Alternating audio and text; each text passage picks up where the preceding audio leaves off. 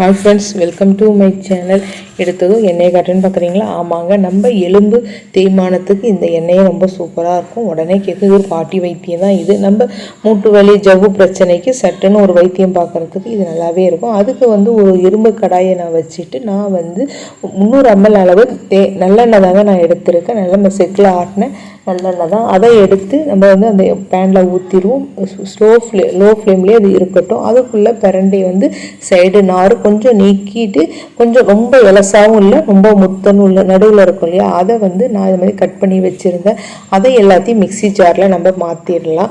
மாற்றிட்டு நம்ம கொஞ்சம் குறைன்னு அரைச்சி எடுத்துகிட்டு வந்துட வேண்டியதான். அதாவது குறைன்னு ஒரு இதுவாக இருக்கும். அதுக்குள்ளே ஒரு 7 பல் பூண்டு, தோல் உரிக்காத பூண்டு பல் எடுத்துருந்தேன். அதை இதை மாதிரி தட்டி எடுத்துக்கோங்க. ரொம்ப தட்டணும்னு அவசியம் இல்லை, திட்டமாக தட்டினா போதும். தட்டி இதை மாதிரி வச்சுட்டு அதுக்குள்ளே நமக்கு எண்ணெய் லைட்டாக நமக்கு சூடு ஏறி இருக்கும். ஃபஸ்ட்டு நம்ம பூண்டை போட வேண்டியதான். பூண்டை போட்டதுமே நமக்கு ஓரளவு பொங்க ஆரம்பிக்கும்.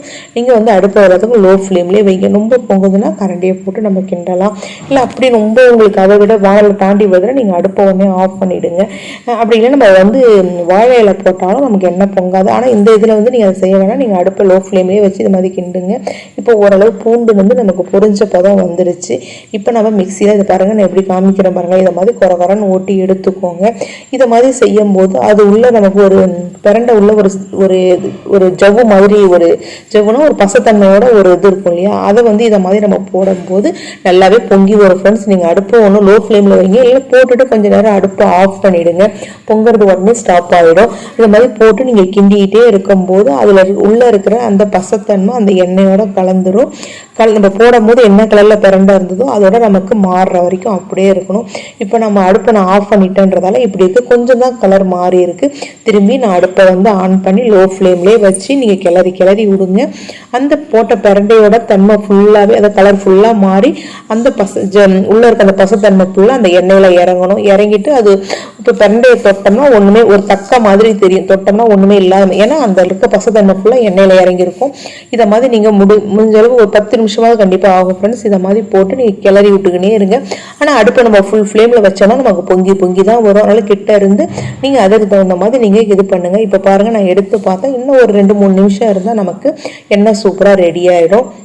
லோ ஃப்ளேமில் வச்சு செஞ்சிட்ருக்கோம். பொதுவாக நம்ம மூட்டு வலி, நம்ம உடஞ்ச எலும்புக்கெல்லாம் அப்போல்லாம் இந்த பிரண்டை எண்ணெயை வச்சு தடவி தான் நம்ம சரி பண்ணியிருக்காங்க. நம்ம 2 எலும்புக்கு நடுவில் அந்த ஜவ்வு இருக்கும் இல்லையா, அது தேஞ்சு போச்சுனாலே நமக்கு ஒரு மாதிரி சத்தம் வரும் இல்லையா, அதுக்கு அந்த மாதிரி பிரச்சனைக்கெல்லாம் இந்த பிரண்டை எண்ணெய் ரொம்பவே யூஸ்ஃபுல்லாக இருக்கும் ஃப்ரெண்ட்ஸ். இதை மாதிரி செஞ்சுருங்க.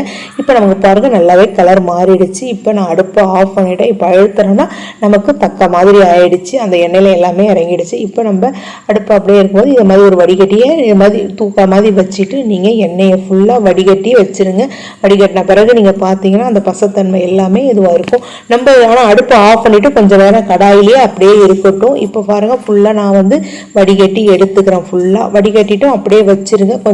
கொஞ்சம் முடிஞ்ச அளவு அப்படியே அழுத்துங்க. இல்லைனாலும் அந்த எண்ணெய் வடிகிற வரைக்கும் அப்படியே வச்சுருந்தீங்கன்னா நமக்கு சூப்பரான இப்போ பிரண்டை எண்ணெய் ரெடி ஆகிடுச்சு. இது மூட்டு வலி, கை தோள்பட்ட வலி, இது மாதிரி ஜவ்வு பிரச்சனை உள்ள இடத்துல நம்ம தடவும் போது நமக்கு நல்ல உடனடி நிவாரணமாக இருக்கும். இப்போ பாருங்கள், கொஞ்சம் நேரம் கழிச்சு இதை மாதிரி நம்ம மேலே வாழை இலையால் வச்சு இதை மாதிரி அழுத்துறேன். அதை மாதிரி அழுத்தும் போது நமக்கு அந்த இதில் இருக்கும் இல்லையா எண்ணெய், அதுவுமே எல்லாமே நமக்கு பாருங்கள் இப்போ இறங்கிடுச்சு. இப்போ நான் க்ளோஸ்அப்பில் எண்ணெயை காட்டுறேன்.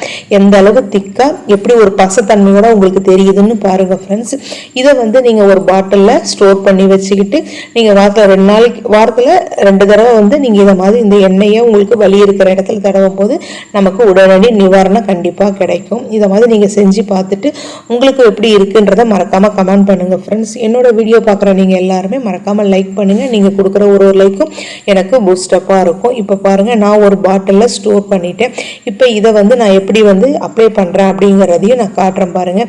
இப்போ ஒரு வீட்டில் இருந்த ஒரு பாட்டிலில் தான் நான் ஸ்டோர் பண்ணேன். இப்போ பாருங்கள், கொஞ்சமாக நான் இப்போ எடுத்துக்கிட்டு நம்ம கையால் நல்லா குழைச்சிட்டு நமக்கு எந்த இடத்துல நம்ம அப்ளை பண்ணணுமோ அந்த இடத்துல நம்ம செய்ய வேண்டியதான். இப்போ நான் மூட்டுக்கு தான் நம்ம கால் முட்டி இருக்கு இல்லையா, அங்கே தான் தடவுறேன். இதை மாதிரி நீங்கள் கிளாக் வைஸ் ஆன்டி கிளாக் வைஸ்லேயும் ஒரு இது செய்யும்போது நல்லா மசாஜ் கொடுத்த மாதிரி இருக்கும் ஃப்ரெண்ட்ஸ்.